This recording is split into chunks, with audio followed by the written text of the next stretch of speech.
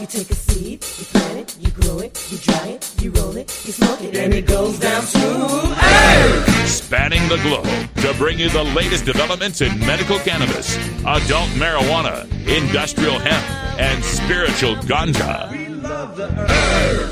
It's time for the Marijuana Agenda with Russ Belville. Now, here's your host, Russ Belville. Russ Belville was an effete snob. I smoked his bowl before his joint was even cold.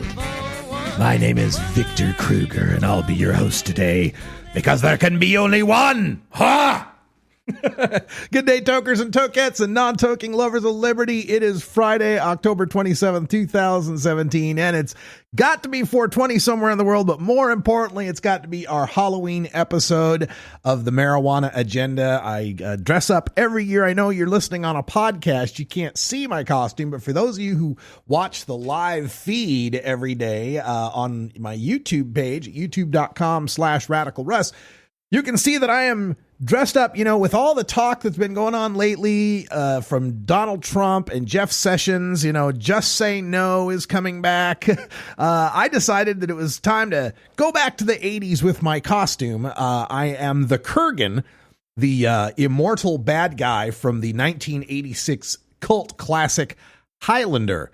Thus the There Can Be Only One. It's one of my favorite sci-fi fantasy movies, and I've been working on this costume for the last couple of weeks, and we got most of it put together. Still got a couple extra things I got to do, but feeling pretty good, and I'll be out at some Halloween parties this weekend here in beautiful, legal Portland, Oregon, and I'll be sending you all sorts of pictures. You can check them out on my Instagram feed, on Radical Russ on Instagram, and we'll publish them elsewhere as well. Now, coming up on today's show, all sorts of interesting stuff. We've got a remix I made yesterday, a message on drug policy from Donald Trump and Nancy Reagan. That's right. We brought Nancy Reagan back from the grave just for Halloween. Zombie Nancy Reagan has showed up, and we've got a special message coming up right after the cannabis headline news. Then also on the show, an activist agenda. Our friend Tom Angel out at Marijuana Moment has a list of the states likely to be voting on marijuana reform in 2018. We'll run that down.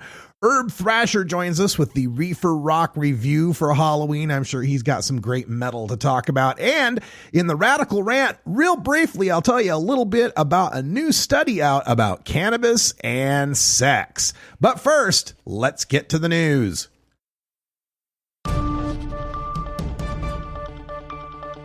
This is your Cannabis Headline News.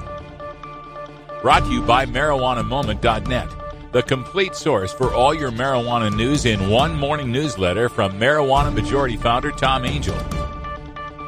Subscribe today for free at MarijuanaMoment.net. This is your Cannabis Headline News for Friday, October 27th, 2017. I'm Russ Belville. In an interview on Thursday, reported in Forbes, U.S. Attorney General Jeff Sessions was guarded about the Trump administration's plans to push back against the growing number of states that are ending cannabis prohibition. Quote, "I can't comment on the existence of an investigation at this time," he said, adding that he didn't think changing state laws have taken away the Department of Justice's power to enforce the ongoing federal ban, adding, quote, "I do not believe there is any argument that because a state legalizes marijuana that the federal law against marijuana is no longer in existence," he said. Quote, "I do believe that the federal laws are clearly in effect in all 50 states, and we will do our best to enforce the laws as we are required to do so," end quote. Sessions was responding to a suggestion from conservative radio host Hugh Hewitt about using federal racketeering laws to go after marijuana businesses.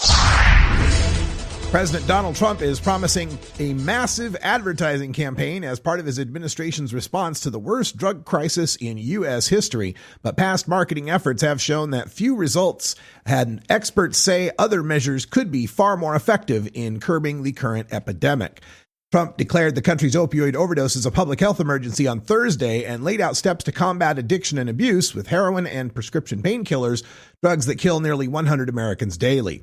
AP reports that the government and academic assessments of Just Say No style messages have repeatedly shown poor results. Between 1998 and 2004, the U.S. government spent nearly $1 billion on a national campaign designed to discourage use of illegal drugs among young people, particularly marijuana. A 2008 follow-up study funded by the National Institutes of Health found the campaign, quote, had no favorable effects on youth's behavior, end quote, and may have actually prompted some to experiment with drugs, an unintended boomerang effect.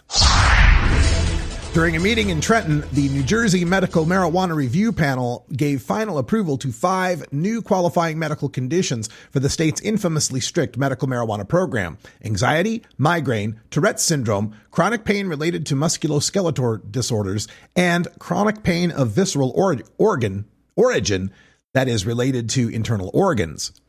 The panel voted unanimously to reject asthma and chronic fatigue syndrome. Now there's just one final hurdle remaining before anxiety and migraine patients can start seeking relief via cannabis. That is Health Commissioner Kathleen Bennett, a Chris Christie appointee who has opposed legalized weed in the past and has up to 180 days to render a final decision about the 5 new qualifying conditions. New Jersey medical marijuana and cannabis advocates have been pushing to expand the list of qualifying conditions in a state that has been widely criticized for a lack of dispensary locations and shortages of both marijuana and doctors willing to recommend it. Tiger Woods pleaded guilty Friday to reckless driving, resolving charges from an arrest last spring in which he was found passed out in his Mercedes with prescription drugs and marijuana in his system. AP reports that Woods spoke only briefly during a hearing at a Palm Beach County courthouse, answering questions from a judge about his plea agreement.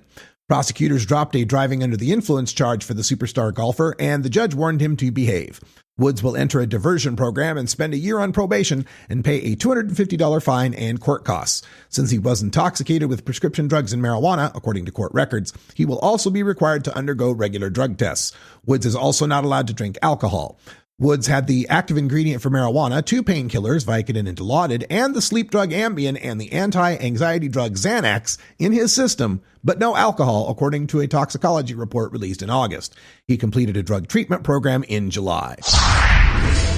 New Jersey is warning parents to look out for people slipping their kids marijuana-laced candy while trick-or-treating. But with no apparent evidence that's ever happened, advocates for legalizing marijuana say it's nothing more than a Halloween scare tactic. The state attorney general's office published a document being shared by law enforcement agencies around New Jersey and beyond, including a warning about a, quote, significant presence of marijuana candy and other edible forms in New Jersey and nearby states, end quote. The warning cites the case of a 10-year-old New York boy who police said became ill after eating candy infused with cannabis found in the backseat of his family's car, but that had nothing to do with Halloween. This has been your Cannabis Headline News for Friday, October 27th, 2017. I'm Russ Belville. You're listening to the Marijuana Agenda with Russ Belville.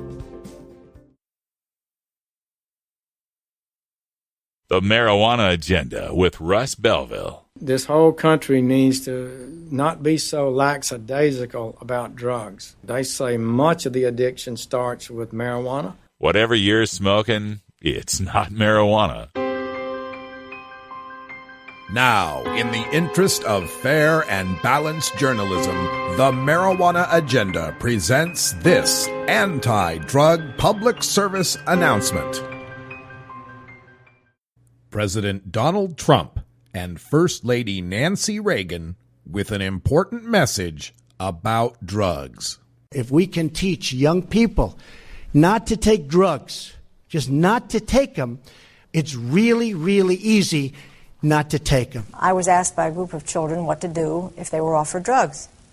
And I answered, just say no. Our administration will be doing is a massive advertising campaign to get people, especially children, not to want to take drugs in the first place. This is drugs. This is your brain on drugs. We must confront the culture of drug abuse head on to reduce demand for dangerous narcotics. We want you to help us create an outspoken intolerance for drug use. Really tough, really big, really great advertising.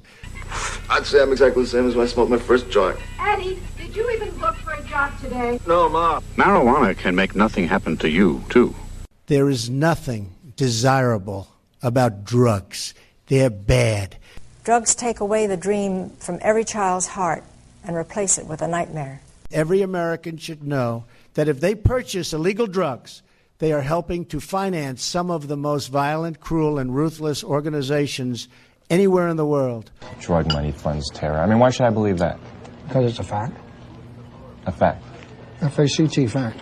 Illegal drug use is not a victimless crime. I helped blow up buildings. My life, my body. It's not like I was hurting anybody else. We are going to overcome addiction in America. We've turned the corner on drug addiction in the United States. Drug addiction in the United States is under control. And we will help to build and grow a stronger, healthier, and drug-free society. This has been an actual anti-drug public service announcement. To combat this and other drug war hysteria, listen to the Marijuana Agenda every weekday at 3 p.m. Pacific at live.mjagenda.com. Looking for the 420 friendliest way to visit beautiful legal Potland, Oregon? I'm Lori Duckworth, inviting you to come stay with us at Delta 9 House and Studios. You get your own private room with queen bed and access to our high-speed Wi-Fi, premium entertainment system, and more. We'll even cook you breakfast. Look us up on Facebook at Delta 9 House. That's facebook.com/Delta9House. Delta 9 House is booked through Airbnb.com. City of Portland permit number 17-159855.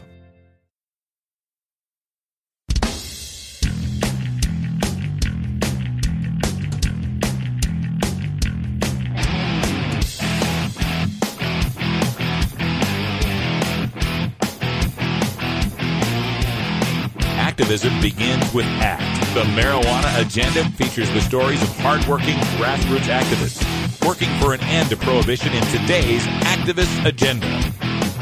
Today on the Activist Agenda, we're taking a look at a piece by Tom Angel up on marijuanamoment.net.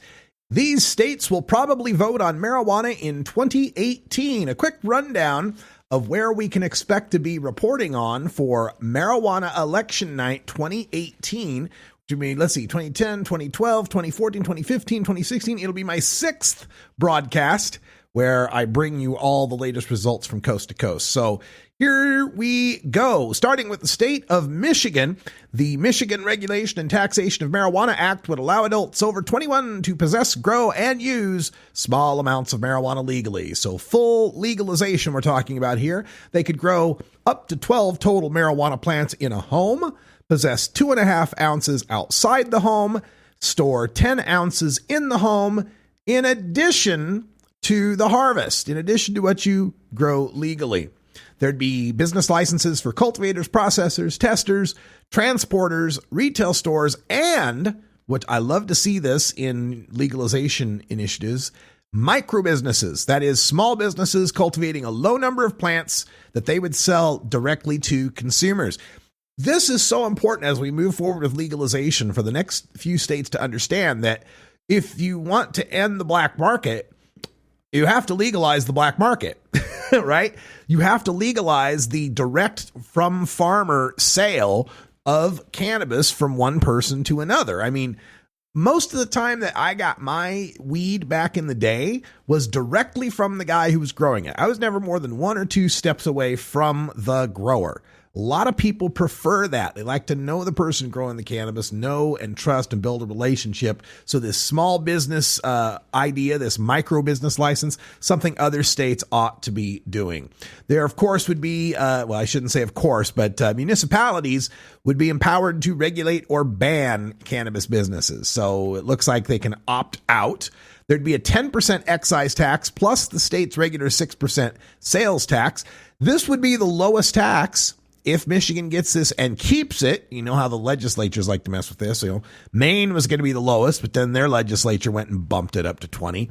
But 10%. That's the other thing states need to get a handle on, is keeping that tax rate low so that you can, again, undercut what might be happening in the unregulated market. Now, there needs to be 252,523 valid signatures, and they're trying to get a goal of 366,000. In October, they said they're 95% of the way to the goal. This is being bankrolled or backed by the Coalition to Regulate Marijuana Like Alcohol, CRMLA, which you'll sound familiar because that was Massachusetts, that was Maine, that was Nevada, that was Arizona. That was 4 out of the 5 states was CRMLA in 2016. That's organized by the Marijuana Policy Project. And they got buy-in from Marijuana MI Legalize to back it as well. The latest polls in Michigan show 58% support to 36% opposition. So we know if we get this on the ballot, it's likely to win. There is a second legalization campaign working right now, but don't seem to have the funding. They don't look like they're really going to have much of a chance.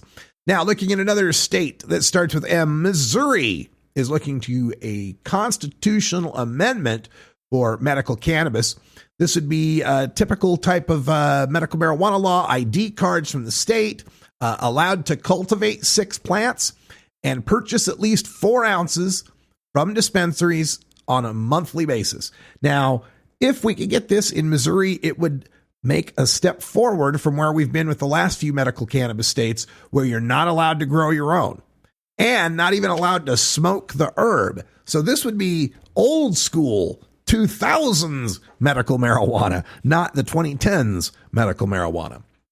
There'd be licenses for cannabis cultivation, testing, infused product manufacturing, and dispensaries, 4% retail tax on medical cannabis sales. And there's controversy with that because a lot of people say, shouldn't be taxing medicine. But there you go, 4% retail tax. They need 160,199 signatures as of September. They've had 75,000 raw signatures. With 160, they're going to need to collect 220, 230. It's New Approach Missouri, and really hoping for the best for New Approach Missouri. They were 23 signatures short last time around through all sorts of shenanigans that happened and problems with the differing qualifications in different districts. So we're crossing our fingers and hoping that makes it for 2018. Huge support for medical cannabis in the Show Me state, 62% in favor, 27% opposed. Other Missouri measures. There is a second medical cannabis constitutional initiative being organized. It might qualify. His campaign, this is Brad Bradshaw, a former lieutenant governor candidate, has collected nearly 150,000. There's also a third measure, which is a statutory measure, not a constitutional amendment, and a whole bunch of competing marijuana initiatives for legalizing recreational marijuana and so forth. But my money is on the New Approach Missouri. I think they'll probably be the ones that qualify. Then the sure thing that we have is in the state of Oklahoma, a statutory initiative for medical cannabis for any condition. In Oklahoma, qualified patients would get physician approval and get ID cards from the state. They could possess 3 ounces of marijuana on their person, 8 ounces at home, and cultivate 6 mature plants and 6 seedlings. It's great to see home cultivation coming back in these initiatives. And they would be allowed to possess 1 ounce of cannabis concentrates, 72 ounces of marijuana edibles. Now, should be to be fair here, the reason they've got medical cultivation at home is because these are initiatives. These states, a lot of the states most recently that have passed medical cannabis through their legislatures, the legislatures are the ones that want to get rid of the home cultivation. And that's usually because of the lobbying of law enforcement that wants them to make sure they can still kick down people's doors for growing houseplants. Now, people who don't have medical cannabis recommendations in the state of Missouri, caught with 1.5 ounces or less, but could state a medical condition or show another state's card, they would be met with a misdemeanor offense with no more than a $400 fine, like no arrest. So kind of a not reciprocity, but a slap on the wrist if you're an out-of-state medical marijuana patient. There'd be cultivation, processing, transport, and dispensing license, 7% retail tax on medical cannabis, and it needs to, it's already on the ballot. It's already qualified. So they're voting on this in Oklahoma. We will at least be covering Oklahoma in 2018. The group behind it's called Oklahomans for Health, and the latest polling, 71% support. in the state of Oklahoma. The Beehive state of Utah. The Utah Medical Cannabis Act would allow doctors to recommend medical marijuana for cancer, HIV/AIDS, MS, post-traumatic stress, chronic pain, and some other conditions. If you got an approval, you'd get an ID card. You could purchase 2 ounces of cannabis or products containing 10 grams of cannabidiol or THC from a dispensary during any 14-day period. 10 grams per 14 days. Patients who do not live within 100 miles of a dispensary would be allowed to grow 6 plants. So the 25-mile halo from Arizona that metastasized to a 40-mile halo in North Dakota has become a 100-mile halo in the state of Utah. So if you're in the corner of Utah, one of the corners of Utah, then you can grow your own, right? How ridiculous is this? Imagine being the guy who lives 98 miles away from the nearest dispensary. And you can only buy 10 grams of medicine every 2 weeks. Every 2 weeks, this guy's got to make a 196-mile round trip to get his 10 grams. 196 miles. Because you know they're not going to ship it, right? not going to mail it, right? Unbelievable. So, of course, this one being Utah, smoking medical cannabis would not be allowed. Patients could have caregivers. There'd be medical cultivation, processing, testing, and dispensing licenses. Now, this is interesting from the Utah law is that municipalities could regulate, but they could not ban. There'd be no banning marijuana businesses. They're saying it's medical, but it's going to be medical. There'd be no taxes on it either, exempt from sales tax. There needs to be 113,143 signatures. As of October, there's been 20,000 turned in. This is the Utah Patients Coalition behind it. They're funded primarily by Marijuana Policy Project. Last poll in Utah found 75% supported this act, this Utah Medical Cannabis Act.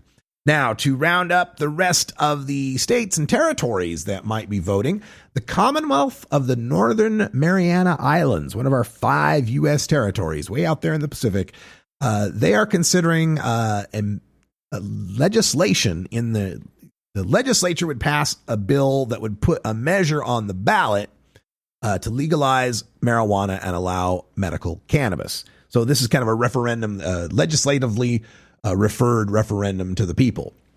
Possibly could happen. State of Maryland, state legislators are looking at doing the same thing, putting a referendum before the voters. Rhode Island, some lawmakers are talking about putting a non-binding resolution referendum on the state ballot so that the people could say whether or not, yes, they do want to vote on it. Activists say, let's just pass a bill here. People want this.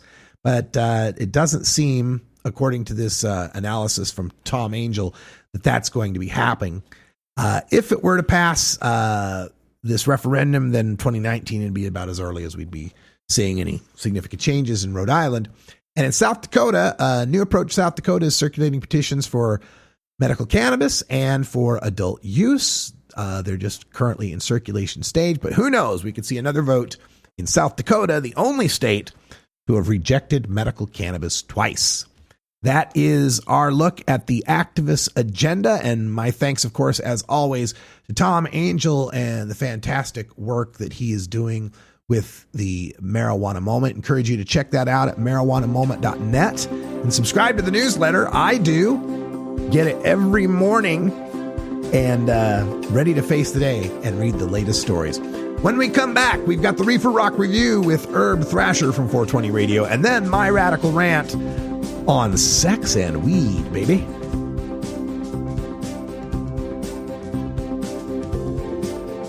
You're listening to the Marijuana Agenda with Russ Belville.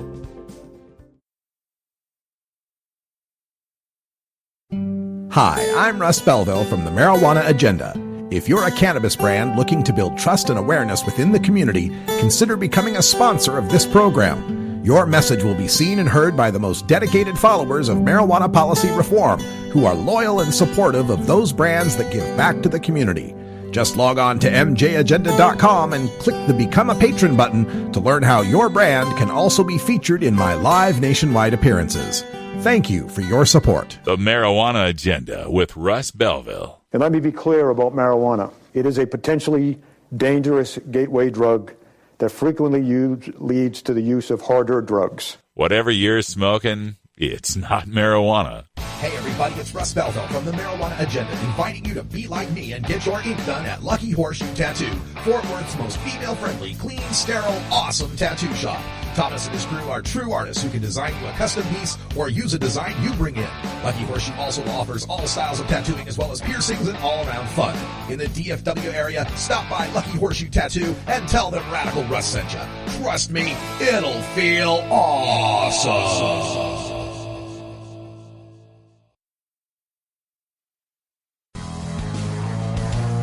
As we prepare for the weekend, we remember that the fight to end adult marijuana prohibition is as much about culture as it is about criminal justice. Music has always been at the forefront of revolution, and the marijuana movement is no different. Join us as we visit with Herb Thrasher, program manager at 420radio.org, for this edition of Reefer Rock Review. All right, happy Halloween, Herb Thrasher. Tell us what's happening in the world of Reefer Rock. What's up, everyone? Herb Thrasher from 420 Radio. Welcome to this week's October 27th, 2017 Reefer Rock Report, held right here exclusively on the Marijuana Agenda. All right, let's get to it. This week saw the inaugural Loudwire Music Awards concert and ceremony held at the Novo Theater in downtown Los Angeles on October 24th. This night saw many bands in the rock and metal world performing and also getting and receiving many awards. The Courage Award goes to Tony Iommi, Lemmy Lifetime Achievement Award, Rob Halford, Humanitarian Award, Sammy Hagar, Hard Rock Artist of the Year, Stone Sour, Metal Artist of the Year, Avenged Sevenfold, Hard Rock Album of the Year, Stone Sour with Hydrograd, Metal Album of the Year, Avenged Sevenfold with The Stage, Best Guitarist, Zakk Wylde, Breakthrough Band of the Year, Beartooth, Best Bassist, Steve Harris, Metal Song of the Year, Power Trip's Executioner Tax, Hard Rock Song of the Year, I Prevail's Alone, Best Live Band, Iron Maiden, Best Vocalist, Chester Bennington, Linkin Park. Best Drummer, Mario Duplantis. Gojira, Best New Artist, Greta Van Fleet. And Most Dedicated Fans, Baby Metal. And you can find a lot of these awards and a lot of the information and more on the loudwire.com website. One thing that comes to mind real quick hearing those awards is Steve Harris, Best Bassist from Iron Maiden. I remember growing up in the 80s as a heavy metal kid, high schooler, middle schooler, and even into college. And back then, Steve Harris was always known as the best bassist in heavy metal as well. So here we are, 30 years later, Steve Harris still being called the best bassist in heavy metal. All right, shout out to Loudwire. Appreciate them supporting the rock and heavy metal world. All right, also just released news of Judas Priest. They're going to be releasing a brand new album, Firepower, in 2018, and just announced a big, huge North American tour starting on March 13th. In Pennsylvania, working their way into Ohio through March, up into Canada, late March, April, we'll see them back into the U.S. I'll be going to the April 17th Veterans Memorial Coliseum, Portland, Oregon show. On April 20th, Holiday, they will be off, waiting to play April 22nd in Los Angeles. The tour continues into May, closing out San Antonio, Texas on May 1st. So look for heavy metal living legends Judas Priest with new wave of British heavy metal leaders Saxon and the Black Star Riders opening and supporting Judas Priest as well on their Firepower tour, kicking off again March 2018. All right, Lemmy, rest in peace. The track Ace of Spades, still coveted by radio stations today, played all the time. Ace of Spades was actually released back in 1980. So great stuff. It was actually released October 25th, and that track has influenced and just remained a heavy metal staple forever. The song was actually off the Ace of Spades album that was released November 8th, 1980. All right, great stuff from Herb Thrasher Flower Hour and the 420 Radio. Always love bringing you the best in rock, metal, bluegrass, and weed. You can check us out live on Friday nights at 8 p.m. on 420radio.org. All right, keep rocking, folks. There's your Reefer Rock Report for October 27th, 2017. Right here on the marijuanaagenda.com.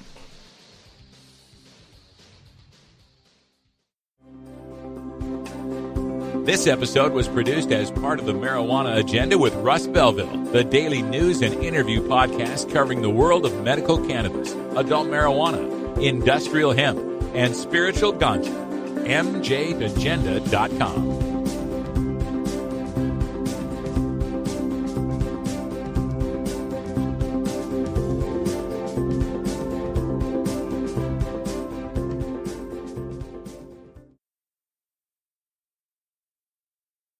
The Marijuana Agenda with Russ Belville. We've got to reestablish first a view that you should say no. People should say no to drug use. They got to protect themselves first. Whatever you're smoking, it's not marijuana.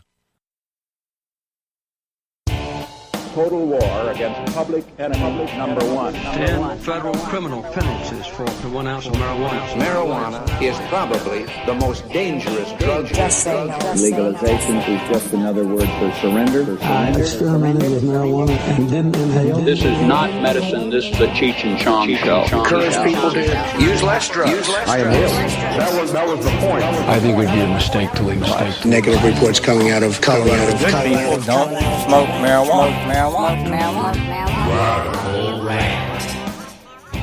Well, today we get to end the week with a lighthearted look at sex. That's right, sex and weed. This is a study that came out in the Journal of Sexual Medicine, and it's entitled Association Between Marijuana Use and Sexual Frequency in the United States, a Population-Based Study. Now, before you're thinking, hey, where do I sign up for this? No, they're not doing trials, right? This is taking a look at survey data. Okay. That's my first thought. I was like, geez, where do I sign up? Do they pay you for that? But no, this is just an associated look at marijuana use and sexual frequency. And the researchers point out that marijuana use is increasingly prevalent in the United States. Effects of marijuana use on sexual function are unclear, with contradictory reports of enhancement and detriment existing. Now, the enhancement reports would be those of us who, going all the way back to Keith Stropp from 1970s, was saying that marijuana enhances music and food and sex, right? It enhances our sensory pleasures. And the detrimental would be all of these studies that are funded usually by National Institutes of Drug Abuse that say, oh, it affects your sperm count and it reduces your fertility, reduces your libido, and so forth, and may even cause, erectile dysfunction. So they're trying to figure this out. And what they did is they took a look at data from 3 different cycles of the National Survey of Family Growth from 2002, from 2006 through 2010, And from 2011 to 2015, it's controlled for demographic, socioeconomic, anthropological characteristics to find out. And within the questions are asked, how do you use marijuana? How often do you use marijuana? And there's also questions of, do you have sex? How often do you have sex, etc. So what they were taking a look at was sexual frequency within the 4 weeks preceding survey administration related to marijuana use and frequency in the year preceding the survey administration. And what they found after analyzing over 28,000 women whose average age was about 30 and 23,000 men whose age was about 30, about 60% white and at least 76% men, 80% women were at least high school education. They adjusted for all these different characteristics. For example, female monthly, weekly marijuana users had significantly higher sexual frequency compared to never users. That's right. Women who smoke pot are getting laid more often compared to women who've never smoked pot. Male weekly users had significantly higher sexual frequency compared with never users. Now, interesting to note, for women, it didn't matter if it was weekly use or monthly use. They were getting it more often. For men, though, you got to puff tough. You got to keep smoking that weed if you want to get a little something, something. The overall trend for men identified showing that higher marijuana use was associated with increased coital frequency. That's scientific speak for making whoopee. So now it's for the women, right? Like monthly or weekly didn't matter. They had more sex. But for men, the more you smoke, the more you poke. Wow. All right. So the conclusion, according to these researchers, a positive association between marijuana use and sexual frequency is seen in men and women across all demographic groups. All demographic groups. And this is something that we could have told you long, long ago. I mean, again, going all the way back to Keith Stroup talking about this from the 70s, marijuana makes you horny. It's an aphrodisiac. That's one of its properties. We should be celebrating this aspect of it, not being embarrassed by it. We should be promoting this, right? We know what happens, at least for us men, when you get a little too much whiskey, right? We should be promoting herb as the perfect pick-me-up, if you get my drift. All right, folks, that's all the time we got for today. Thanks for joining us. I hope you guys have a happy and safe Halloween weekend. I'm the Kurgan. Yeah, heading out to a friend's 40th birthday party, a really excellent activist named Amber. I don't know what costume she's going in. Hope to see the rest of you there. And until next time, take care of each other, tokers. There can be only one. Follow MJ Agenda on Facebook, Pinterest, Instagram, YouTube, and follow MJ Agenda Show on Twitter. Learn more at mjagenda.com. You take a seed, you plant it, you grow it, you dry it, you roll it, you smoke it. You take a seed, you plant it, you grow it, you dry it, you roll it, you smoke it. You take a seed, you plant it, you grow it, you dry it, you roll it, you smoke it, and it goes down smooth.